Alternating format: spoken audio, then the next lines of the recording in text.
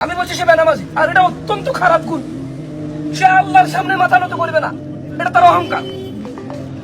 তুমি বলছো, তোমার আমি বলি, তোমার আমরা কেমনে বুঝে তেমন ছোট ভাই, এটা কিনলে অহংকার, এটা কিনলে খারাপ। তোমার আমি বলি, আমি একটা কোম্পানির মালিক, তুমি আমার কোম্পানির একবারে 5 কোটি টাকা দামের চাকর। কত কোটি টাকা দামের বেতন আছে না ভাই?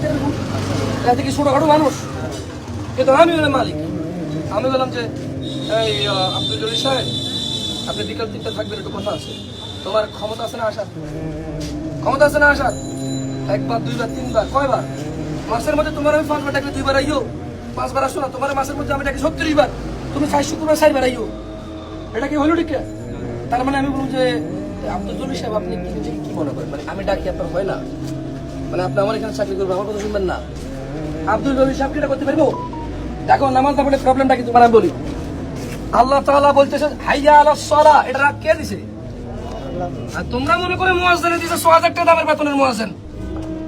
এটা তোমাদের ভুল ধারণা, আমাদের ভুল ধারণা ভাই। যে আমরা মনে করতেছি যে হাইয়া আলাস সালাহ নামাজের দিকে ডাকে 6000 টাকা দামের লোক, কিন্তু 6000 টাকা দামের লোকের কথা নয়। এটা কার কথা? আসরের সময় ডাকতো কে কইছে? সূর্যকে ডুবে গেলে ডাকতো কে কইছে? সূর্যকে উঠবে না ডাকতো কে কইছে? সূর্যকে মাথায় ফুল উঠে ডাকতো কে কইছে? মুয়াজ্জিন নিজের শখে ডাকে না নিজের ক্ষমতা ডাকে? ওর বেতন তো এমনি 6000 7000, কেউ দাম দেয় না। কিন্তু আল্লাহ ওরে সম্মান দিবে কিয়ামত দিবসে, ওর গলা হবে মানুষের মাথার উপরে। তো মনে রাখবে, দরবারে আল্লাহ ডাকতেছে হাইয়া আলাস সালাহ, তোমরা নামাজের দিকে আসো, তুমি আইলা না। মানে আল্লাহ তোমাকে ডাকছে, তুমি আসো নাই, তো এটা কি অহংকার নাকি? অহংকার না? বুঝছো? তার মানে তোমাদেরকে বলে রাখি ছোট ভাইরা, তোমরা জীবনে যা করছো, আমি বলি না যে খারাপ খারাপ না, তবে মনে রাখিও ঈমান আনি শিরক মুক্ত নামাজটা যদি ধরো, ভালো হয়ে যেতে পারবা। আচ্ছা, তোমরা এখানে কজন আছো?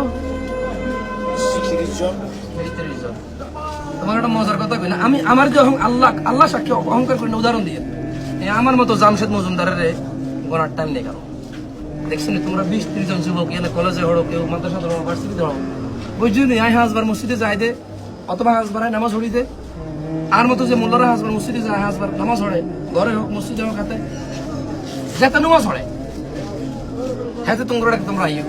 শুক্রবারে তোমাকে কারো ক্ষমতা আছে উঠে যাবেন নাই, তাইলে তুমি বুঝো এ নামাজ পড়ায় যদি সম্মানিত হয়, তুমি নামাজ পড়ি সম্মানিত হয়।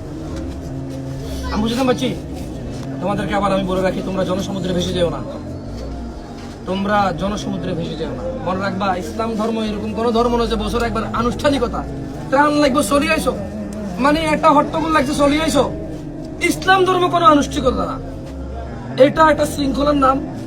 এটা মানে যুগে যুগে আল্লাহ নবী রাসূল দিয়ে সিস্টেমেটিক ওয়েতে একটা সিস্টেমের ভিতরে রাখি আনছে। কিয়ামত পর্যন্ত এটা থাকবে, আমি থাকি তুমি থাকো, আমি না থাকি তুমি না থাকো, এটা কিয়ামত পর্যন্ত থাকো। যেদিন ধর্ম নাই সেদিন দুনিয়াই নেই। বুঝতাম পাচ্ছি?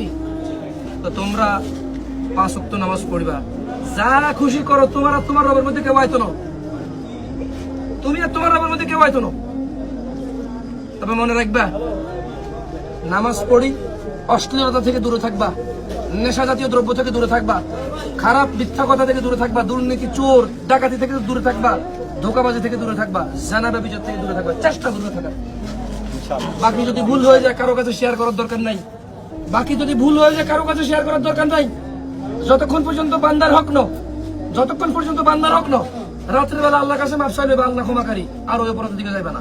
মনে রাখবা, তোমার অপরাধ যদি জমিন থেকে আকাশ পর্যন্ত হয়, যদি তুমি আল্লাহর কাছে ক্ষমা চাও আর শিরক না করো, আল্লাহ জমিন থেকে আকাশ পর্যন্ত তোমার জন্য ক্ষমা নিয়ে আসবে।